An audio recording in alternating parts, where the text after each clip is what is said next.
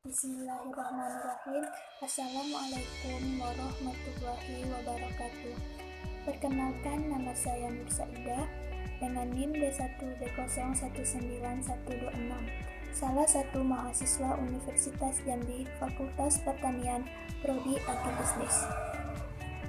Adapun tujuan pembuatan video ini adalah untuk memenuhi tugas individu dari mata kuliah Ekonomi Pertanian dengan dosen pengampu Dr. Insinyur Ira Wahyuni, Magister Pertanian.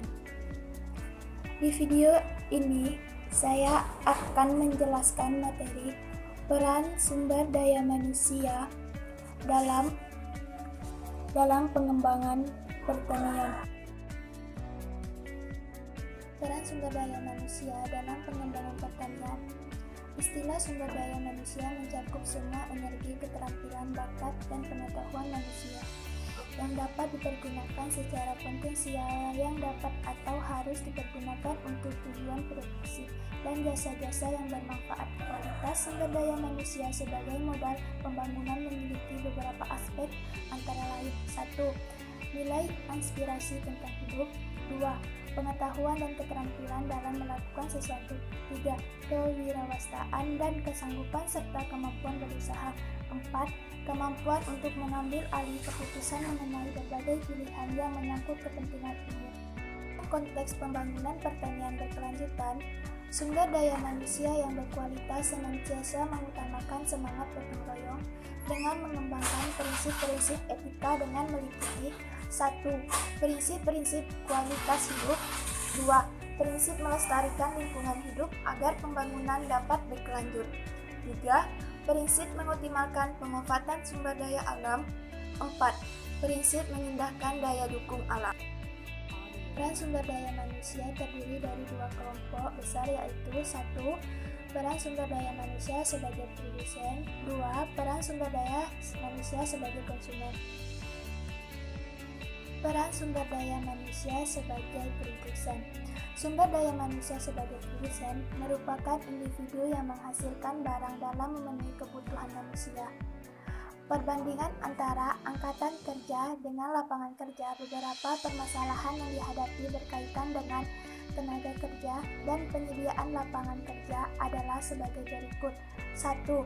Meningkatnya jumlah pengangguran terbuka selama 5 tahun terakhir. 2. Menciutnya lapangan kerja formal di perkotaan dan di pedesaan. 3. Pekerjaan bekerja di lapangan kerja yang kurang produktif. 4.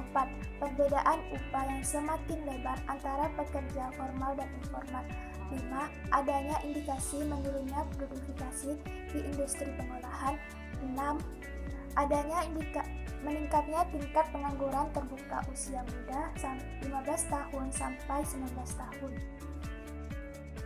Peningkatan mutu tenaga kerja. Di dunia tenaga kerjaan di Indonesia saat ini menghadapi dua masalah besar untuk dapat berkiprah di area global, antara lain: 1. Perlunya meningkatkan kemampuan dalam menciptakan nilai tambah usaha dari kinerja kerja ketenagakerjaan. 2. Perlunya membangun kemampuan dalam meningkatnya posisi tawar tenaga kerja dalam aransemen bisnis yang dijalani. Migrasi dan transmigrasi. Ada beberapa teori mengenai migrasi, antara lain: 1. Teori pendapatan sistem mobilitas penduduk. 2. Teori transaksi mobilitas penduduk. 3. Model migrasi berkaitan dengan transfer tenaga kerja dari sektor tradisional dan modern. Akibat bertambahnya angkatan kerja dan tidak meratanya penyebaran penduduk antara pulau di Indonesia, maka diselenggarakan program transmigrasi sebagai program perluasan lapangan kerja. Transmigrasi tidak berbeda dari migrasi pada umumnya, yaitu perpindahan penduduk antara pulau atau antara dan di dalam suatu negara. Masalah migrasi dapat ditinjau dari 4 segi, antara lain: 1. Cara pencegahan masalah penduduk pada umumnya. 2. Cara untuk memperluas area tanah pertanian. 3. Cara untuk memperluas kesempatan kerja. 4. Cara untuk membangun pembangunan daerah. Sumber daya manusia sebagai konsumen. Jadi, sumber daya manusia sebagai konsumen adalah individu yang memakai jasa atau barang yang tersedia dalam masyarakat. Di dalam Undang-Undang Nomor 7 Tahun 1996 mengatakan bahwa pangan merupakan salah satu kebutuhan pokok yang merupakan bagian dari hak asasi manusia. Selain karena alasan HAM, pemenuhan kebutuhan pangan juga memenuhi status gizi dan kualitas sumber daya manusia, ekonomi, dan politik suatu bangsa. Oleh karena itu, pembangunan pangan merupakan salah satu bagian penting dari pembangunan nasional. Krisisnya ekonomi berkepanjangan yang dimulai sejak tahun 1997 telah mengakibatkan terjadinya perubahan pola konsumsi pangan masyarakat, terkhususnya Jawa Timur, sehingga terjadi pergeseran pola konsumsi pangan, terutama pangan pokok dari bahan pangan beras dan non-beras sebagai substitusi. Sistem ketahanan pangan dikatakan mantap apabila mampu memberikan jaminan bahwa semua penduduk setiap saat pasti memperoleh makanan yang cukup sesuai dengan norma gizi untuk kehidupan yang sangat aktif dan produktif. Ketahanan pangan ditentukan oleh 3 indikator, yaitu 1. Ketersediaan pangan, 2. Jangkauan pangan, 3. Kendala dari ketersediaan dan jangkauan pangan tersebut.